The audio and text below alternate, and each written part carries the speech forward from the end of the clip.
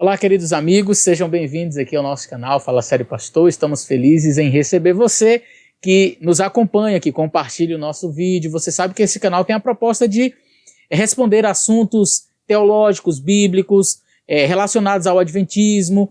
E recentemente foi feito um vídeo aí na internet, muita gente começou a me solicitar: pastor, responde esse vídeo, fizeram um vídeo aí sobre o diabo de Ellen White, responde esse vídeo, pastor. E aí então eu resolvi fazer um vídeo curto, fazendo uma análise daquilo que foi dito. Há muitas incoerências, há muitas inverdades, inclusive, daquilo que nós adventistas acreditamos, como nós acreditamos. Então, presta bastante atenção. Uma coisa é o que as pessoas dizem de nós, outra coisa, de fato, é o que nós acreditamos, como nós acreditamos. Fica com a gente, portanto, aí até o final, tenho certeza que vai ser uma bênção para você.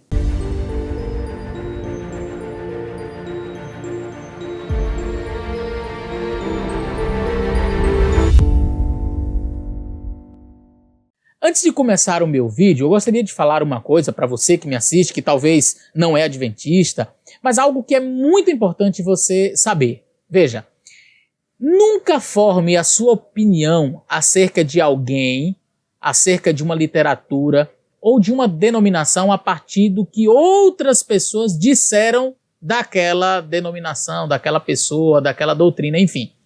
Você entendeu? Nunca.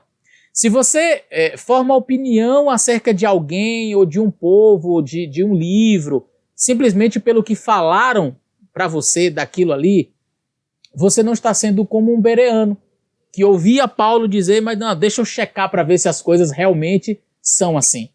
Por que eu digo isso?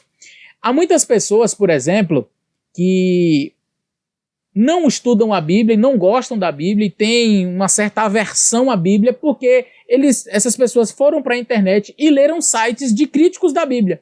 Ateus, indivíduos que não têm nenhum compromisso com Deus e que fazem ali estudos aparentemente sérios, onde eles mostram as contradições da Bíblia, as mentiras da Bíblia, os erros da Bíblia. É só você entrar na internet e colocar no Google lá, erros da Bíblia, contradições da Bíblia, você vai ver um monte de críticos falando mal da Bíblia, que a Bíblia contém erros, que a Bíblia é cheia de problemas, que a Bíblia é machista, que a Bíblia é um monte de coisas.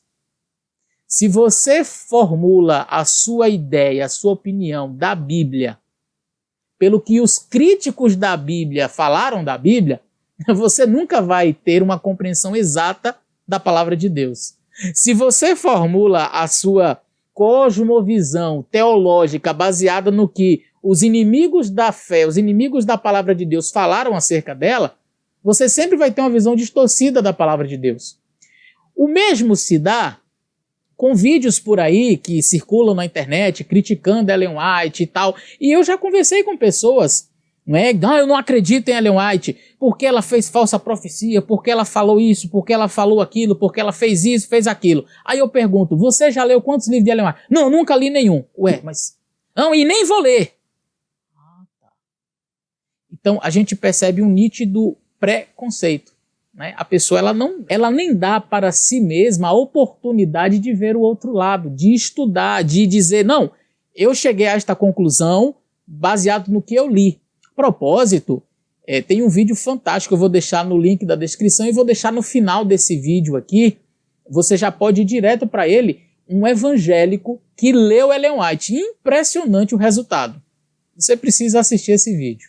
É um videozinho bem curto, de um evangélico contando qual foi a experiência dele depois que ele leu um livro de Ellen White. Só um, tá? E, a propósito, o livro que ele leu foi justamente o livro mais citado pelo canal Teologar no vídeo que nós vamos fazer então a refutação hoje.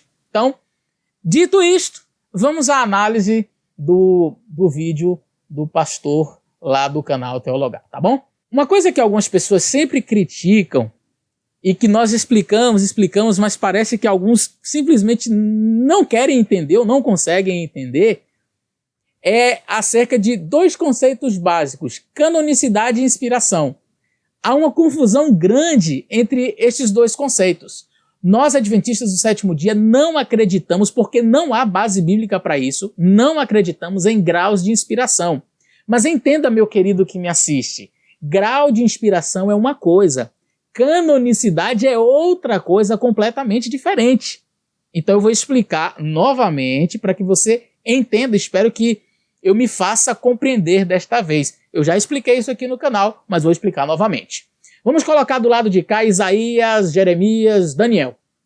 E vamos colocar aqui Ido, Gade e João Batista. Tá? 3 profetas de um lado, 3 profetas do outro. Isaías, Jeremias e Daniel foram profetas tanto quanto o profeta Ido, o profeta Natan, o profeta Gade, o profeta João Batista. Todos estes foram profetas. Tá? Profetas. Estes daqui têm livros escritos na Bíblia. O livro de Daniel foi escrito pelo próprio Daniel, Isaías da mesma forma, Jeremias também. Já João Batista não escreveu uma vírgula na Bíblia.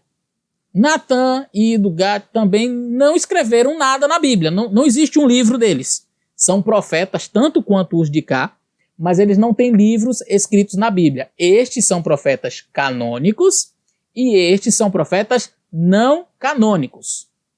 Entendeu o que é canonicidade? Canonicidade tem que ver com os profetas que têm livros e que foram escritos e compõem a Bíblia Sagrada, o livro sagrado. Então, eu tenho livros que foram escritos por profetas e estes livros são sagrados, são canônicos. Então, nós chamamos estes profetas de profetas canônicos.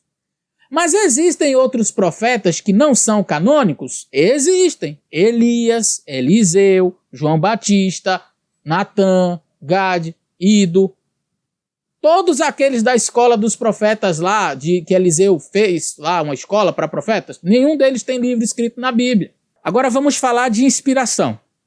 Deus inspirava os seus profetas para transmitir as suas palavras, as suas verdades, aquilo que Deus queria que o povo entendesse, que o povo aceitasse, fossem estes profetas canônicos ou não. Agora, preste bastante atenção. Quando eu disse que não existem graus de inspiração, é porque Deus ele não disse assim, olha, Jeremias, Isaías, Daniel, Oséias, enfim, os profetas canônicos, venham aqui. Para vocês eu vou dar uma inspiração diferente. Vocês são os profetas que vão escrever a Bíblia. Então, vamos lá. Então, você é um profeta que a sua mensagem vai ter um destino especial, vai compor o livro sagrado. Então, por isso, eu vou dar esta inspiração aqui, desse tamanho aqui, porque vocês são profetas canônicos. Então, é uma inspiração desse tamanho aqui. Agora, João Batista, Elias, Eliseu, Gade, não, esses daqui não, vocês não têm livros na Bíblia. Como vocês não têm livros na Bíblia, então a inspiração que eu vou dar para vocês é desse tamanhozinho assim. Então, vocês vão receber inspiração, mas não é a mesma inspiração de Isaías, porque vocês não vão escrever livros da Bíblia. Vocês só vão falar para o povo. E vocês vão até escrever alguma coisa, mas o que vocês vão escrever não vai fazer parte do cânon. Então, é um tipo de inspiração diferente. É uma inspiração menor, uma inspiração pequena. A gente só dá inspiração grande aqui, eu só vou dar inspiração boa mesmo, uma inspiração grandona. É só para o que vai escrever um livro da Bíblia. Não é assim. Não funciona assim. Profeta recebe a mesma inspiração, não existem graus de inspiração. A inspiração que Isaías recebeu, que Jeremias recebeu, que João Batista recebeu, e que os profetas que não são mencionados na Bíblia, existiram profetas, mas é claro. Ou você acha que a Bíblia tem a proposta de escrever o nome de todos os profetas que já existiram na face da terra? Você acha mesmo? Só na época de Eliseu, a Bíblia fala que tinha uma escola com um monte de profetas. Você sabe o nome de algum deles? Porque eu não sei. Mas a Bíblia fala que existiam. Então, quais mensagens esses profetas pregaram? Não sei. Para que Deus enviou esses profetas? Porque Deus tinha um propósito que aqueles profetas pregassem verdades para aquele tempo. Mas e por que não está na Bíblia? Porque Deus não achou necessário que aquelas mensagens estivessem na Bíblia. Não eram mensagens para estar no cânon sagrado. Isso não significa dizer que aquele profeta era menor, que aquele profeta era fraco, que aquele profeta não era bom, que a inspiração dele era pequena. Mas isso significa dizer que a mensagem dele teve a sua aplicação para aquele tempo, para aquele povo. Deus ordenou que eles falassem, eles falaram. A mensagem teve a sua importância. Não era uma mensagem... a mensagem de Isaías ela é mais importante porque ela é da Bíblia. Essa daqui é menos importante porque não está na Bíblia. Não.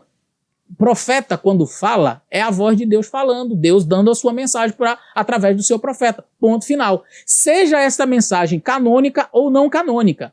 Agora, para efeitos de doutrina, para efeitos de palavra de Deus, que ultrapassa todos os tempos e todas as culturas e todas as regiões do planeta Terra, nós temos a Bíblia, a palavra sagrada. Ou seja, os profetas canônicos, o que eles escreveram e que Deus permitiu estar em sua palavra, esta palavra é para nós a palavra de Deus.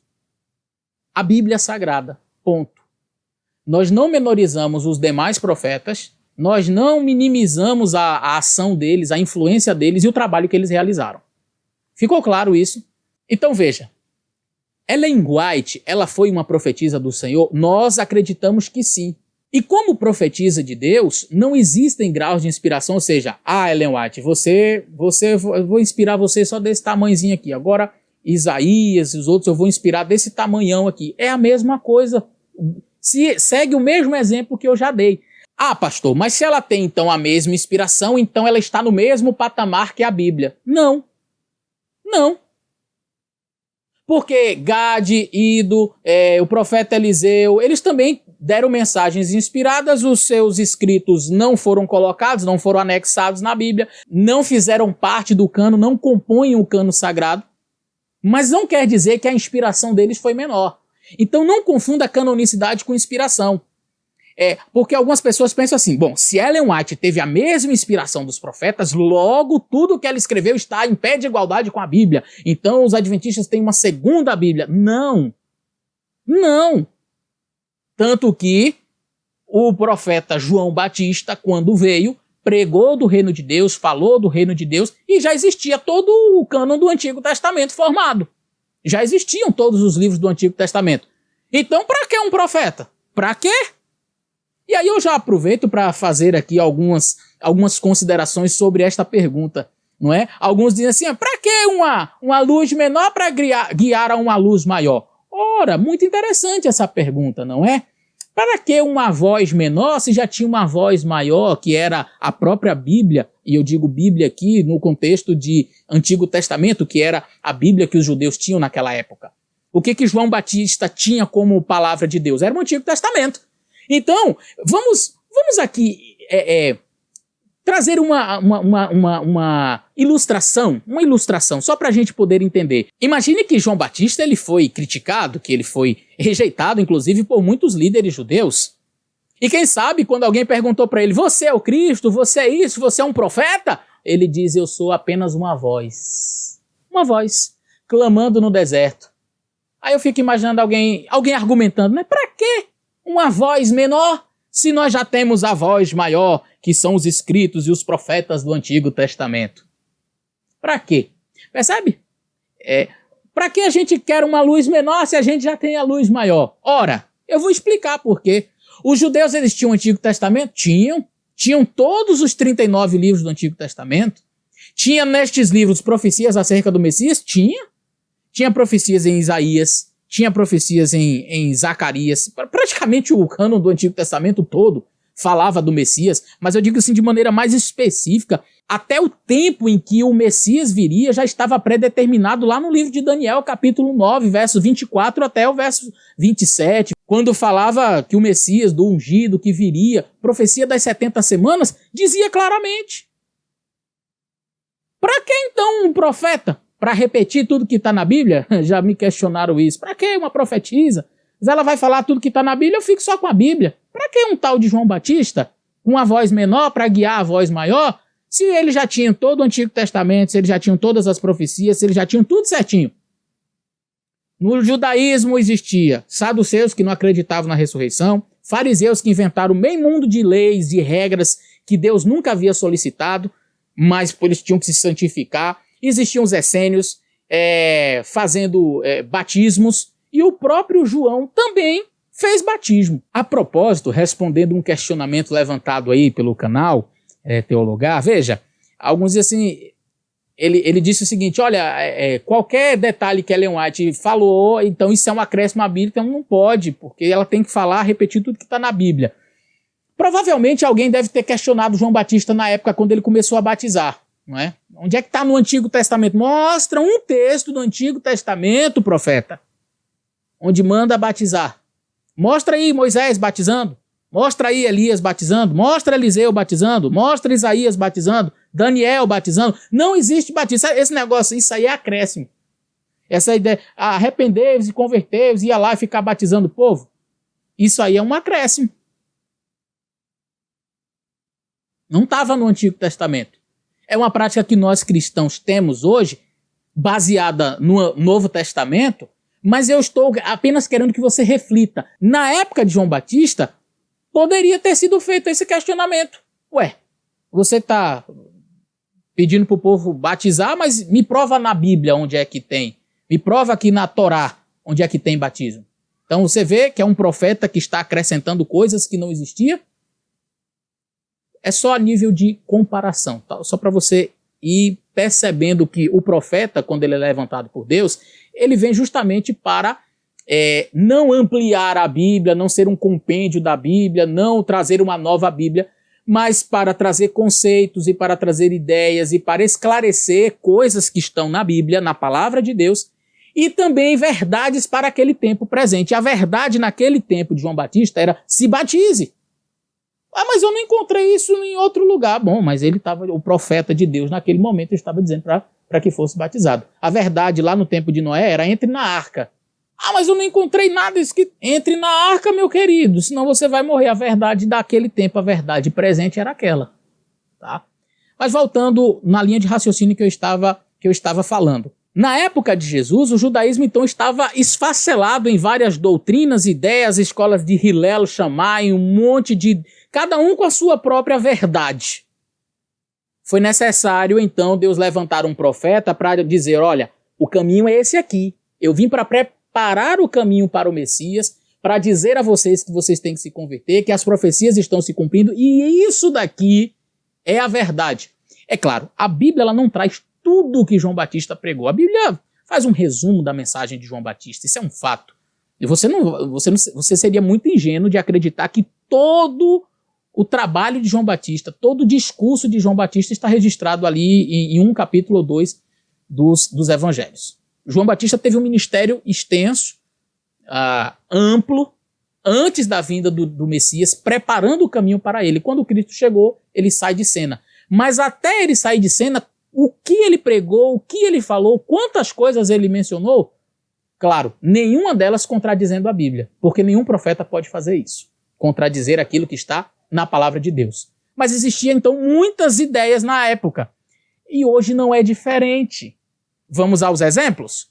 Uns que acreditam que a salvação é outorgada a todo ser humano, todo aquele que crê pode ser salvo. Outros chegam e dizem assim: não, Deus só vai salvar, Jesus morreu na cruz para salvar um grupo. O sacrifício de Cristo não foi total e suficiente para todo mundo, não. Ele só foi para um grupo específico. Aí você tem a teologia calvinista e a teologia wesleyana. Uou, mas como assim, pastor? Existe um grupo que acredita na predestinação determinista, onde Deus ele já determinou: esses daqui vão se salvar e esses vão se perder. E Jesus morreu por quem? Morreu só pelos que vão se salvar. Os que vão se perder, não teve o sacrifício de Cristo não foi suficiente e total para eles. Eu considero isso uma heresia, mas vai falar isso para um presbiteriano, por exemplo? Você tem no ramo cristão pessoas que acreditam nesse determinismo e outras que acreditam que não, que o sacrifício de Cristo foi total e suficiente para todos, e todos aqueles que crerem, que aceitarem, poderão ser salvos. Existem igrejas que são mais conservadoras e que ali nos seus cultos, Bíblia e prega, mas não tem gritaria, não tem pula-pula, não tem gente falando em línguas, rodopiando e caindo pelo chão. Mas existem outras igrejas onde acredita-se que o dom do Espírito Santo é você falar em línguas, pular, rodopiar e cair no chão. Existem igrejas, por exemplo, que guardam o sábado do Senhor. Ah, isso não são os adventistas? Ou você é ingênuo de achar que só adventista guarda o sábado, não é? Existem os batistas do sétimo dia. Propósito? Ah, porque os adventistas guardam o sábado por causa de Ellen White. E os batistas do sétimo dia guardam sábado por causa de quem? Nenhuma doutrina adventista é baseada em Ellen White. Inclusive, nós vamos falar daqui a pouco sobre o juízo investigativo, que foi mencionado no vídeo que a gente está refutando, e nem essa doutrina foi baseada em Ellen White. Nenhuma doutrina nossa é baseada em Ellen White. Eu vou deixar também no link da descrição um vídeo explicando sobre a doutrina do juízo investigativo sem usar um texto de Ellen White, só Bíblia. Só Bíblia, tá? Então, diante desta miscelânea de doutrinas, eu citei aqui umas 2 ou 3, mas existem muitas.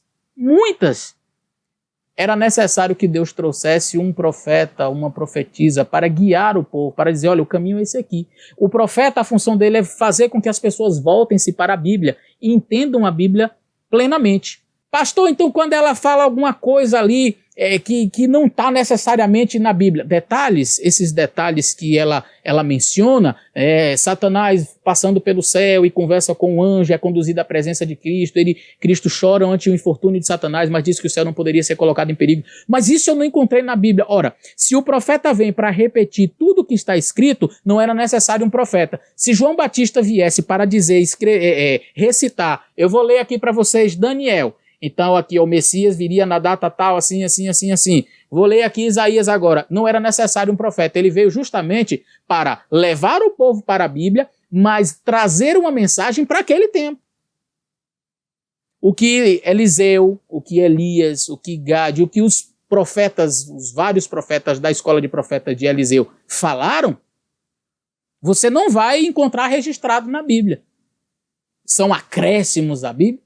Não necessariamente, mas eram com certeza mensagens importantes que levavam o povo a voltar-se para a palavra de Deus e com seus detalhes, com as suas informações ali, que não acrescentam doutrina à palavra do Senhor. Ellen White nunca acrescentou uma doutrina que não está na Bíblia. E dizer isso é muito importante. Por quê?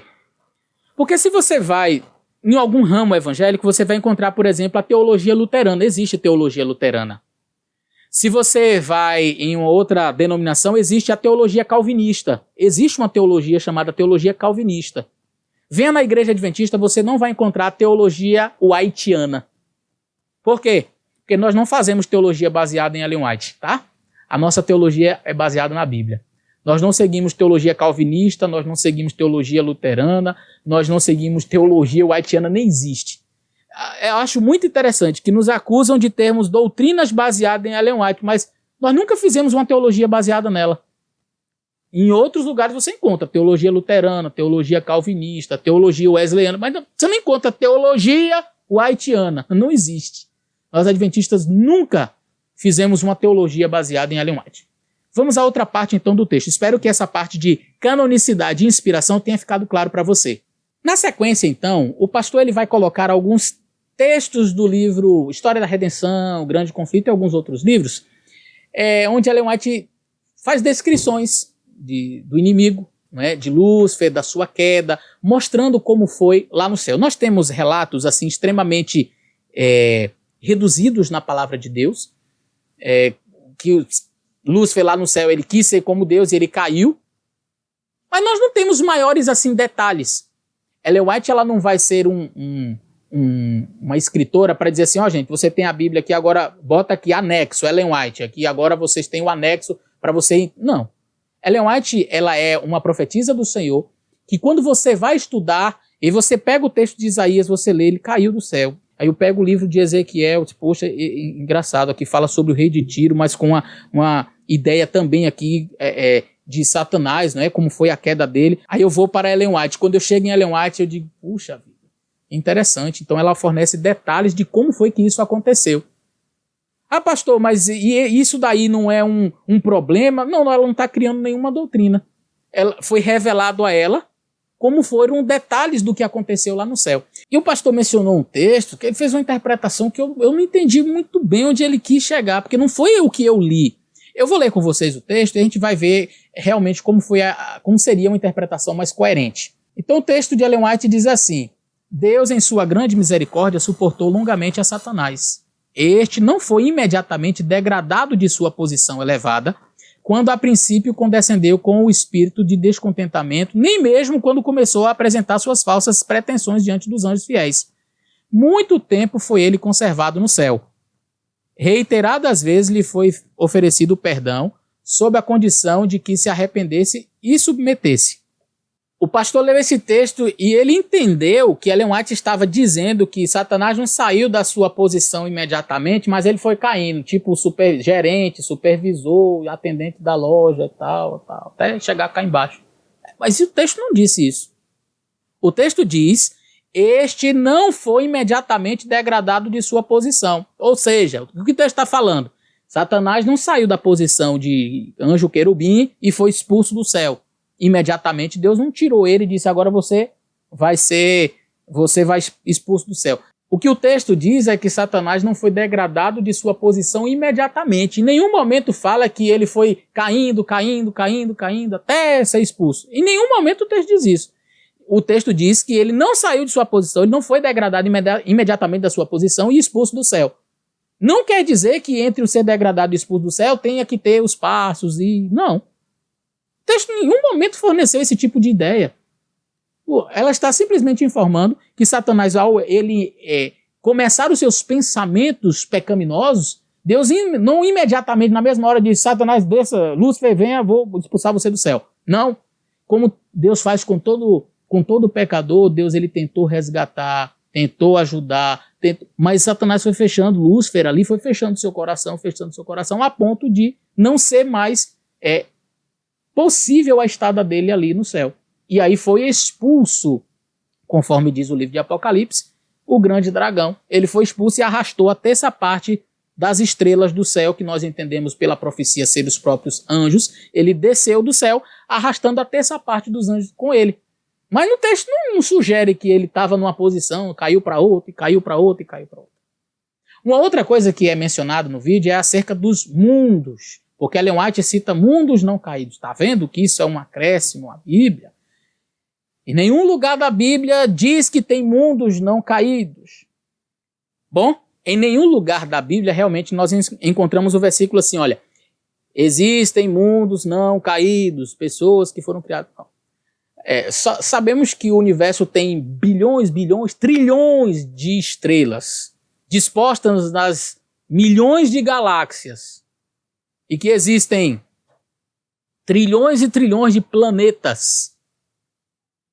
O que me impressiona é algumas pessoas limitarem a criatividade de Deus. Com o universo tão vasto, mas tão vasto, Deus ele só conseguiu criar anjos e o planeta Terra. O resto do universo todo desabitado. Não existe lugar nenhum do universo, um ser vivo, a não ser os anjos. Deus cria os anjos e aí ele só criou um planeta, o planeta Terra, e acabou. Só. Deus não criou mais nenhum outro planeta no universo inteiro, nesses bilhões e bilhões de estrelas, trilhões de estrelas e planetas. Não há um ser vivo que Deus tenha criado. É limitar demais a criatividade de Deus, né? Deus, assim, bem pouco criativo a ponto de não poder criar nenhum outro planeta que seja habitado. Mas, implicitamente, no livro de Jó, no capítulo 1 e o verso 6, diz: vindo um dia em que os filhos de Deus vieram apresentar-se perante o Senhor, veio também Satanás entre eles. Uou! Uma coisa muito interessante nós atentarmos para esse texto, que a expressão filhos de Deus, Bene Ha-Elohim, do hebraico, ela só acontece na Bíblia em dois momentos. Dois. Um é lá em Gênesis, no capítulo 6, quando fala que os filhos de Deus viram que as filhas dos homens eram formosas e tal. E o outro texto é aqui em Jó. De maneira muito interessante, talvez seletiva, alguns entendem que aqui no livro de Jó está falando dos anjos, mas cá em Gênesis, não, aí já não é anjos não, aqui está falando dos filhos de Deus, são os descendentes de Sete. Eu acredito que são os descendentes de Sete, filhos de Deus, que viram as filhas dos homens, os descendentes de Caim. Mas qual é a argumentação que o pastor vai ter para, por exemplo, combater a ideia jeovista de que os filhos de Deus, lá de Gênesis, são anjos? E como é que eles argumentam para sustentar essa ideia de que são anjos? Eles vão lá para Jó e dizem: está vendo? Do jeito que são anjos aqui em Jó, então é a mesma expressão em lugar mais nenhum do Antigo Testamento. Pode pesquisar, a expressão Bene Ha-Elohim não aparece em lugar mais nenhum no Antigo Testamento. Nenhum. Só em Jó e em Gênesis. Então o que os jeovistas fazem? Então, eu tenho essa expressão aqui em Jó e aqui é uma referência a anjos na cabeça deles. Então aqui Bene Ha-Elohim também em Gênesis tem que ser anjos. Portanto, aí tem os Nefilim, que são o cruzamento de anjos com seres humanos, e aí vem uma viagem, um negócio meio estranho que eles acreditam lá. Eu não acredito nesse tipo de heresia. Eu acredito que o pastor também não crê nisso daí. Então, a expressão Bene Elohim nunca é, em lugar nenhum da Bíblia, acredito eu, ela nunca vai ser utilizada para anjos, mas para outros seres criados, como seres humanos, que são chamados assim, Bene Elohim, acredito eu, que seja uma referência a filhos de Deus de outros planetas. Por que eu posso inferir isso? Pelo próprio contexto do texto. Vieram os filhos de Deus apresentarem-se perante o Senhor, uma reunião para tratar, muito provavelmente, de negócios acerca do universo. Então, o que acontece? Você tem ali Satanás chegando como um possível representante da Terra. Ele chega lá e Deus não diz, ei, cai fora daqui, você não pode estar aqui. Por quê? Porque Satanás já se coloca na posição de representante da terra, por usurpação, porque quem deveria estar na reunião? Adão, o Bene Elohim daqui da terra, o filho de Deus daqui da terra, que deveria estar na reunião, era Adão. Mas Satanás usurpou. E como é que eu sei que ele usurpou? Lá na tentação no deserto, ele tem a audácia de tentar a Jesus e dizer o quê? Tudo isso aqui me foi dado, não foi dado, ele usurpou. Ele se coloca como dono de tudo. E lá na reunião, quando os Bene Elohim, os filhos de Deus, na minha concepção exegética, que eu vejo, que eu apreendo desse texto implicitamente, os representantes de todos os mundos habitados que Deus criou nesse universo vasto, vêm se apresentar diante do Senhor e Deus diz, você está vindo de onde? Estou vindo da terra. A jurisdição dele, né? Estou vindo aqui da terra aí. Estava passeando por ela aí. Você viu o servo Jó? Vi. Mas ele só te serve e aí você entende, você sabe o resto da história. Jesus Cristo morreu, ressuscitou e ele resgatou o planeta Terra. Quando tem hoje reuniões lá no céu, onde vai tratar de assuntos do universo, quem é o representante da Terra? Louvado seja Deus. É o nosso Senhor Jesus Cristo. Vamos falar da Terra, Jesus se levanta. Agora nós não temos um acusador, mas um advogado que nos defende diante do Pai. O pastor chega a argumentar que existem outras religiões, outros profetas falsos, né, que pregam, por exemplo, que existem outros mundos e tal, e que por isso, para mim, esse é um tipo de argumentação que não é válido, porque Satanás sempre ele buscou fazer a contrafação da verdade. Nós temos a trindade bíblica, você vai lá no livro de Apocalipse, tem 3 espíritos imundos semelhantes a rãs para fazer a contrafação da verdade, sempre foi assim. Então, esse não é um tipo de argumento. A propósito, esse argumento ele pode até voltar-se contra o próprio pastor na questão da imortalidade da alma, porque se nós formos pensar assim, então, beleza, vocês são imortalistas. E quantas sociedades são imortalistas? E de onde é que veio esse assunto de imortalidade da alma? Você pega os gregos aí, você pega o espiritismo também que ensina imortalidade da alma. Então, acho que esse argumento não foi legal. Eu prefiro entender que Deus mostrou sim à sua serva visões deste vasto universo, desta vasta criação de Deus, que Deus na sua infinita sabedoria e poder não criou somente a Terra, mas criou muitos, muitos e muitos mundos, e que um dia, pela graça dele, chegando ao céu, eu terei o privilégio de conhecer cada parte desse universo infinito de Deus. E que se tem alguém lá fora, no mundo ou no espiritismo, que acredita nisso daí, não quer dizer que é uma doutrina falsa porque um espírita acredita nisso. Acredito que esse não é o caminho. Eu vejo dentro do livro de Jó muita possibilidade para a existência, sim, de mundos não caídos, de pessoas, de seres que foram criados por Deus e que sempre obedeceram à sua vontade.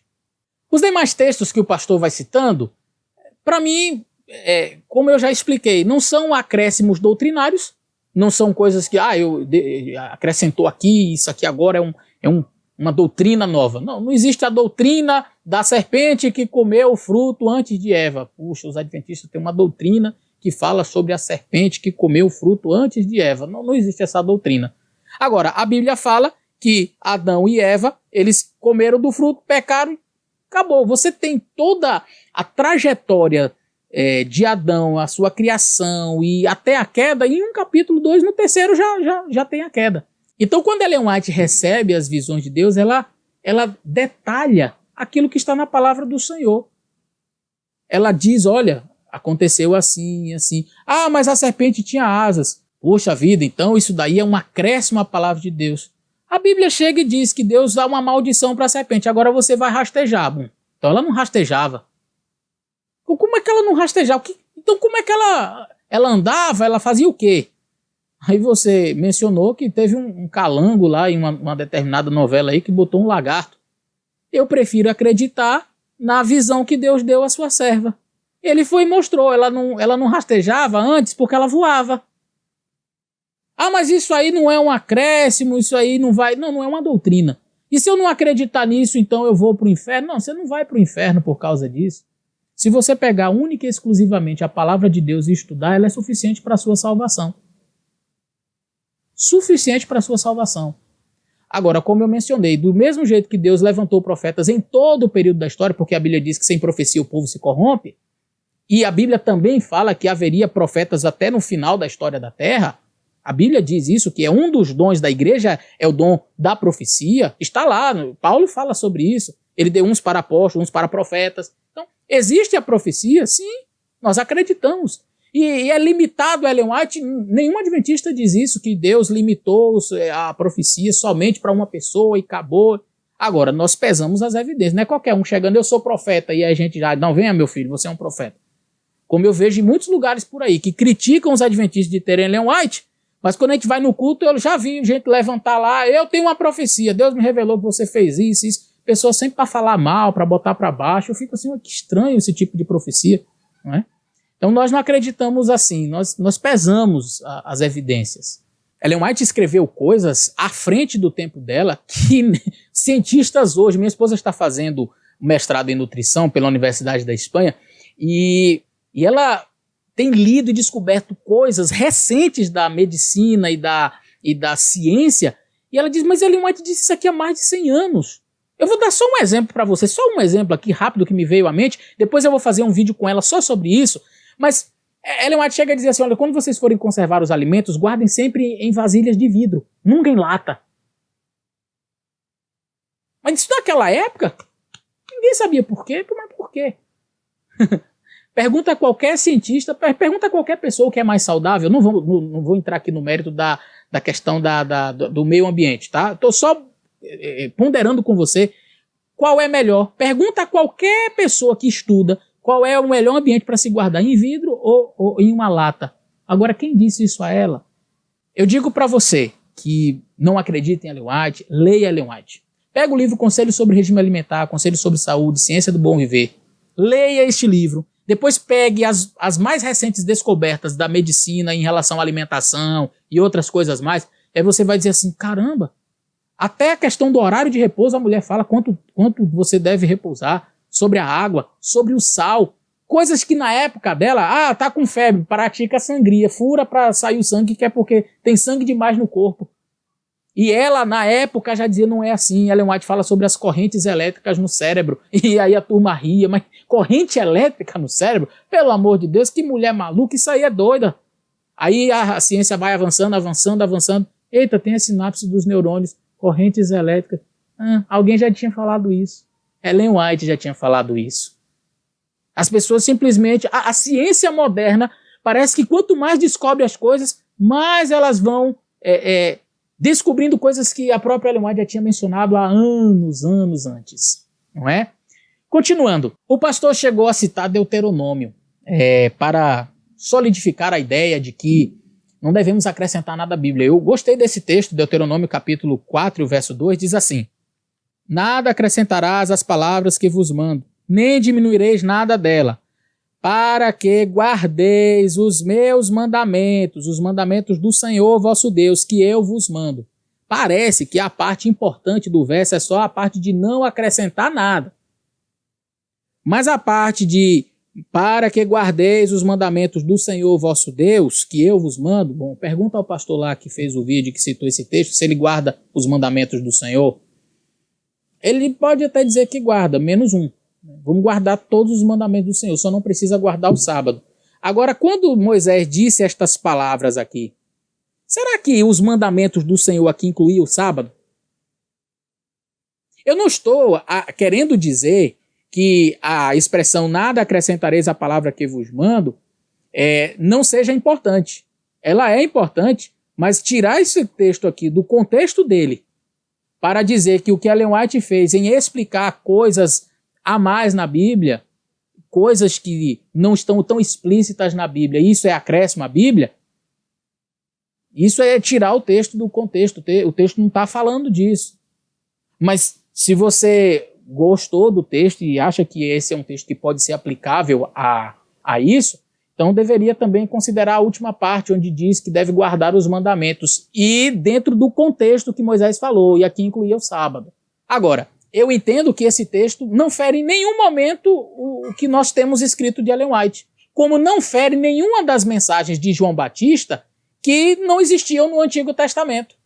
Como não fere nenhuma mensagem dos profetas não canônicos que trouxeram mensagens que não foram colocadas no cânon. Não fere. Ah, mas não era um acréscimo? Não, não era um acréscimo à Bíblia. Quando Eliseu trouxe as suas mensagens, quando João Batista trouxe as suas mensagens, quando Elias trouxe as suas mensagens, quando os profetas de Eliseu lá, os 100 e tantos profetas de Eliseu lá da escola de profetas, trouxeram as suas mensagens, eles não trouxeram com a proposta de fazer um anexo à Torá e colocar lá, junto aí com o de Moisés, que o que eu estou falando aqui é... Não, era importante? Era. Tinha sua importância para aquele tempo? Tinha. O povo deveria atentar para aquelas orientações? Sim. Aquelas orientações levavam o povo a voltar para a Bíblia? Ou para a Torá, o Antigo Testamento? Sim. Tinha repetido tudo que estava na Bíblia? Não. João Batista não repetiu tudo que estava no Antigo Testamento. Ele trouxe mensagem para aquele tempo. Foi importante, foi profético, foi fundamental, mas não foi um profeta canônico, ou seja, não tem um livro dele ali na Bíblia. Tá? Então eu vejo Ellen White da mesma forma, ela trazendo mensagens, não traz doutrinas a mais, doutrinas diferentes da Bíblia, textos que vão diminuir a Bíblia, contradizer a Bíblia. O pastor também chegou a mencionar no seu vídeo, talvez até em um tom assim um pouco irônico, dizem por aí que Ellen White ficou sem respirar 2 horas. Bom, eu queria falar para o querido pastor que isso daí foi registrado, não foi por uma pessoa só não. Médicos da época, que nunca se tornaram adventistas, confirmaram isso. John Loughborough descreve isso com precisão. Inimigos, adversários, porque Ellen White tinha adversários, pessoas que não acreditavam nela na época. E eu acho muito interessante a história de Sargent e Robbins, que eram 2 inimigos de Ellen White, não acreditavam no dom profético dela, e eles estavam lá na casa dos Nichols, e os Nichols ainda estavam assim em dúvida, será que essa mulher é de Deus mesmo? Não. Aí os Sargent e Robbins dizendo, não acreditem nela, amanhã nós vamos nos encontrar lá em Boston. Beleza, e sabe o que eles fizeram? Vamos para Randolph, ao sul. Durante aquele período, Deus revelou a Ellen White, não vá para Boston, vá para Randolph. Aí ela foi com os Nichols, não vão para Boston. Aí ela disse, não, Deus disse que era para ir para Randolph, mas não disse que era para encontrar com Robbins e Sargent lá. Não, Deus mandou ir para cá. Então eles foram. Interessante. E quando ela chega no espaço, no local da reunião, Sargent e Robbins ficam espantados e se olham e ficam ali agoniados. E é nesse momento que Ellen White entra em visão. E sabe o que é muito interessante? É que o próprio Nichols descreve, eu quero ler para vocês o que o Nichols disse, aquele Otis Nichols, ele falou acerca deste episódio. Ele diz assim, olha, por volta das 13 horas, a reunião começou com cânticos e orações, realizados por Sargent Robbins e French, que era outro rapaz que também não acreditava em Ellen White. Então um de nós orou para que o Senhor dirigisse a reunião. Assim sendo, a irmã White começou a orar e logo depois foi arrebatada em visão, com manifestações extraordinárias. Enquanto estava em visão, ela continuou falando com voz penetrante que todos os presentes podiam entender claramente até o pôr do sol. Sargent Robbins e French ficaram muito irritados e agitados ao ouvir a irmã White falar em visão e afirmaram que aquilo era coisa do diabo, procedia do diabo. Usaram toda a influência para destruir o efeito da visão. Começaram a cantar bem alto e a alternar com a leitura da Bíblia em voz alta a fim de que ela não pudesse ser ouvida, até que suas forças se esgotaram e não conseguiam mais continuar. Entretanto, no meio de toda essa confusão e barulho, todos os presentes conseguiram ouvir nitidamente a voz clara e penetrante de Ellen.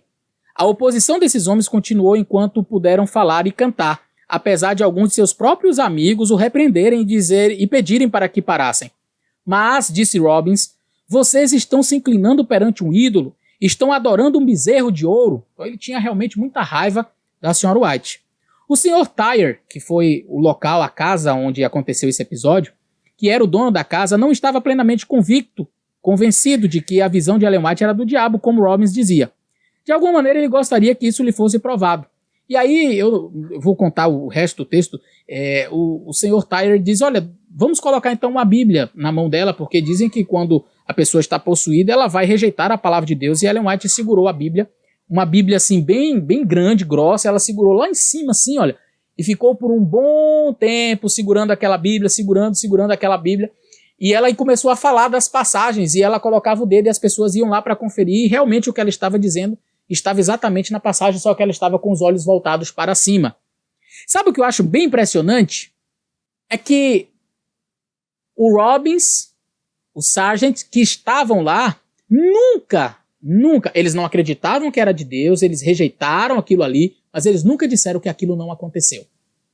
Poderia muito bem desmentir o Nichols, dizer, olha, isso aí é conversa, eu estava lá e é tudo mentira. Não teve nada desse negócio dela segurar a Bíblia lá em cima e ficar passando as passagens, colocando o dedo lá, e que ela entrou em visão, que ela ficou sem respirar. Não teve nada disso, eu estava lá e posso atestar, é tudo mentira. Ele até disse que não era de Deus, mas dizer que não aconteceu, nem os inimigos de Ellen White fizeram isso. Para uma pessoa hoje vir dizer que não, que dizem... Ora, nos primeiros 20 anos de ministério de Ellen White, ela teve em torno de 100 a 200 visões públicas, algumas delas na presença de pessoas que nunca acreditaram nela. Então, muito fácil seria alguém desmentir, escrever, olha, como esse próprio Robbins e Sargent dizer o quê? Não, eu estava lá. Essa história aí não é verdade, isso aí é tudo mentira. Não teve nada desse negócio de ela ficar segurando uma Bíblia lá por 30 minutos, um tempo lá exacerbado, uma Bíblia pesada aí de mais de 4 quilos, 8 quilos, se não me falha a memória, que ninguém consegue ficar segurando por tanto tempo assim. E uma menina frágil, e olhando para cima, e falando os textos, e colocava o dedo em cima da passagem, e quando as pessoas iam conferir, era aquilo mesmo que ela estava lendo, que ela estava recitando. Então, eu estava lá, isso aí não foi nada, isso aí não é verdade. Alguém poderia dizer, sem respirar, conversa. Eu estava lá, eu vi, ela estava respirando sim, eles estão me inventando isso aí para dizer que ela é uma profetisa. Os inimigos de Ellen White não acreditavam nela, diziam que a ação era do mal. Alguns até diziam assim, ela é hipnotizada pelo Tiago White, o Tiago White hipnotiza ela, mas ela não tem visão sem Tiago White estar perto, já percebeu? Que ele que hipnotiza ela. Aí, em alguns outros momentos, ela foi levada em visão sem a presença de Tiago White. Então, assim, inimigos, Ellen White teve muitos, não é de hoje não, na época dela já existia. Mas na época, os que presenciaram, os que viram, disseram que não acreditavam, que não era de Deus, que não era coisa boa e coisa e tal. O que qualquer inimigo faria. Mas nenhum deles ousou questionar se o que aconteceu ali realmente aconteceu. Todos eles viram. E não existe registro de que, ela não respirava mesmo não, foi uma baita de uma mentira. Ela não segurou essa Bíblia mesmo não. Eles viam. Então é fácil dizer hoje, os adventistas dizem não. Pessoas da época testificaram, muita gente viu o que aconteceu. Você pode não acreditar, mas não diga que não aconteceu. Você pode até dizer assim, eu não acredito. Como na época tinha gente que não acreditava, que dizia que era coisa do diabo, mas nenhum deles teve a capacidade, a ousadia de dizer, isso não aconteceu. Foram fenômenos que aconteceram sim, fenômenos sobrenaturais, na época. E por que Deus deu tantas visões naquela época? Surgiram muitos falsos profetas naquela época. Muitos. Naquela época foi quando começou as batidas lá na parede com as irmãs Fox. E Ellen White disse, aqui é o princípio do espiritismo. As pessoas ridicularizaram ela, diziam, isso aqui não. Tinha os Shakers na época, tinha gente muito mais proeminente no espiritualismo, mas Ellen White diz, o espiritismo moderno surge aqui. em Hydesville, Nova York. E se você pega a revista Centenário do Espiritismo, lá diz, começou aqui em Hydesville, o Espiritismo moderno. Eles mesmos admitem isso. E Ellen White já tinha previsto que isso aconteceria. Muita gente surge, olha, aquele período de 1845, 47, 48, enfim, aquela década ali, é um período de surgimento da origem das espécies de Charles Darwin, é o período de surgimento de aquele Joseph Smith, não é? Dos Russellitas, não é? Então, os Shakers, então havia, cogita-se, eu estava pesquisando sobre isso, que havia em torno de mais de 100 pessoas se intitulando profetas. Sempre quando Deus traz um profeta, algo, Satanás sempre procura fazer a contrafação. Antes de Cristo vir, teve vários dizendo que era o Messias. Não foi assim? Então a gente sempre vai ver a contrafação. No período que Ellen White surge, e Ellen White não queria ser profetisa não. Com 17 anos de idade, quando ela recebeu, ela estava com uma tuberculose, seu pulmão estava praticamente todo acabado. Estava no período do inverno. E ela disse, Senhor, tira esse fardo de mim, eu não quero ser uma profetisa. Eu não tenho nem como falar. E Deus disse, você vai falar. Ela conversou com o pai, que não era adventista, disse, pai, Deus mandou eu falar. Ele disse, vá. Mas nesse inverno ela chegou a escrever, eu pensei que talvez eu fosse morrer, então seria até melhor eu sair naquele inverno com a tuberculose, era tudo que ela precisava para morrer. E Deus a protegeu. Uma pessoa que teve apenas a 3ª série do primário, chegar a escrever 100 mil páginas, se não me engano, a escritora norte-americana até hoje, com o maior número de páginas escritas, mais de 100 mil páginas. Uma pessoa que tinha a 3ª série e falar de coisas que a ciência hoje está descobrindo, por favor, é colocar em descrédito o dom especial que Deus deu a esta pessoa. Uma outra coisa que o pastor falou em seu vídeo foi acerca do bode Azazel. Nós, adventistas do 7º dia, acreditamos que no momento do Yom Kippur, o dia da expiação, eram separados 2 bodes. Um representava Jesus e o outro não representava Jesus. Então ele diz que nós acreditamos que a nossa expiação é feita pelo Satanás. A primeira coisa que eu queria dizer para você, eu já fiz um vídeo só sobre o bode Azazel, eu vou deixar aí no link aí em cima, você pode conferir. Mas pegue um dicionário de hebraico e dá uma olhadinha no que significa a palavra Azazel, demônio do deserto.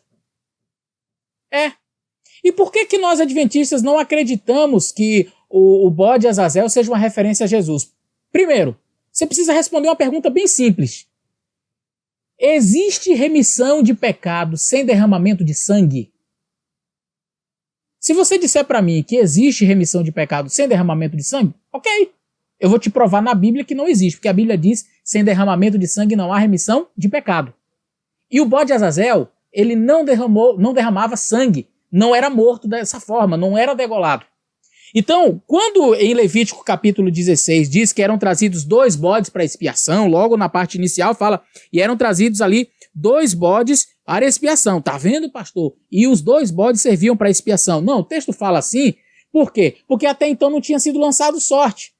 Então não sabia qual dos 2 bodes seria um para Deus e o outro, o próprio, tá na língua portuguesa já fica fácil, gente, de entender. Um é para Deus e o outro é para Deus também. Não faz sentido, né? Um é para Deus e o outro para Deus. Não, um é para Deus e o outro para Azazel. Só que quando eram trazidos, ninguém sabia. Então esses 2 bodes aqui é para quê? É para expiação. Não sabe qual que é o de Deus e o que não é. Quando lançava a sorte, aí era definido quem é para Deus e qual é para Azazel. A Bíblia faz questão de mencionar, de fazer a dicotomia. Um é para Deus e o outro para Azazel. E aí então, quando é que Azazel entrava em cena? No capítulo 16 de Levítico, verso 15, diz que depois degolará o bode da oferta pela expiação. Aí se fazia expiação, tudo direitinho. Verso 20 diz, havendo, pois, acabado de expiar o santuário, a tenda da congregação, o altar, então fará chegar o bode vivo. Gente, é muito claro. Acabou a expiação, agora traz o bode para Azazel. E não é porque o bode para Azazel é que ele vai levar sobre si os nossos pecados, como lá em Isaías 53. Pega um texto de Isaías 53, que diz que Cristo levará sobre si os nossos pecados. para fazer uma aplicação a esse texto aqui, que Azazel leva para o deserto os pecados, como se fosse uma referência a Jesus. Só que o cordeiro de Isaías 53 era degolado, era morto, derramou sangue. Jesus Cristo morreu e derramou seu sangue. Azazel não. Então não compare Isaías 53 com Levítico 16, porque não tem cabimento. Terminada a expiação, então o bode que representava Jesus já tinha sido morto, já tinha morrido. E o texto é claro no verso 20 em dizer acabada a expiação, terminada a expiação. Então acabou é acabar, gente. A gente não pode acrescentar o que não está no texto. Acabou a expiação pela tenda, pelo povo, por tudo, pelo santuário, acabou. Traz agora o bode vivo. E aí era transferido para aquele bode, não no sentido de que ele vai carregar expiando o pecado. Não, manda ele vivo para o deserto. É tipo assim, em última instância, a culpa pelos pecados não era do cordeiro que morreu, era sua. Foi você que trouxe os pecados a este mundo. Então Satanás ele vai pagar. No final, quando ele queimar, ele vai pagar pelos pecados que ele levou cada ser humano a praticar. Então ele não vai expiar o pecado depois do milênio, quando Cristo derramar fogo e destruir Satanás, conforme está na Bíblia. Ele não vai expiar nada, mas ele será culpado daqueles pecados. Ele vai ser morto, aniquilado, como o verdadeiro culpado de todos os pecados. Percebeu? Conseguiu entender?